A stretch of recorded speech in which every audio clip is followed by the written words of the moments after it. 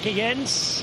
We're going to be joined by our own sprinter now, talking about sprinters having days off, looking forward to them to tomorrow. Robbie McEwen, how would you be feeling if you were hearing what Jens had just been talking about? Oh, well, I'll be feeling I'm not getting a day off. You never feel like you're getting a day off in the Tour de France. Especially, I mean, as a sprinter, there's no days off. You're either in contention to win on a flat stage, so it's all out. On the other days, you're surviving and you're working really hard just to stay in the race. There are what I call mental rest days, no physical ones.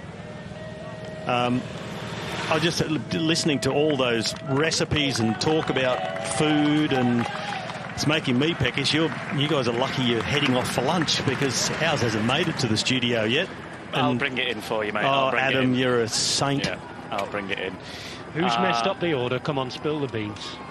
Oh, let's just blame Orla. It's easy, innit? Just do that. It's the easiest out. No, I don't know. I'm waiting for that door to open behind you in a minute. It's not that. It's the shot. Oh, spectators, keep your arms in. Oy, oy, oy, oy, oy. Oh, now wandering into the peloton just about. Flipping heck. That could have been an absolute disaster. Yeah. That was a pretty heavy impact. Luckily, it ended up being on the shoulder of that rider and not on the arm, as we saw a couple of years ago with Tony Martin with the famous Mutti and Opie and Opa. What was it? Something like that. Opie and Omar, I think it was. Yeah. Opie and Omar. Well, one to forget. Anyway, Robbie, you were saying, sorry.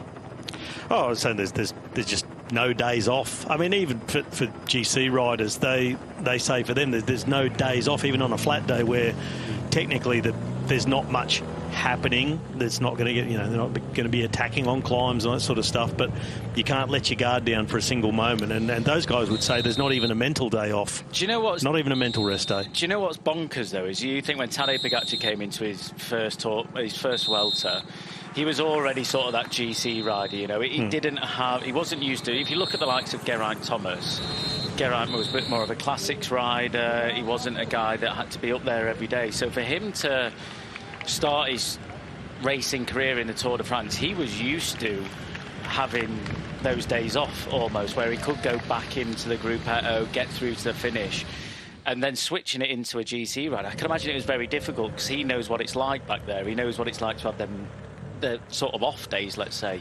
The likes of Tadej Pogacar and Remco, they know no different. They've grown up with this. They come straight into the sport of just being constantly at the front, being told to push at the front, almost stressed because of it. So for them, it might be that little bit easier, because that's what they know, that's what they're used to. But I think if someone's sort of changed the way they are as a rider, it can become more difficult for them, because it's so much to change. They know how much nicer it is in the Gruppetto. It's not nice, but it's nicer.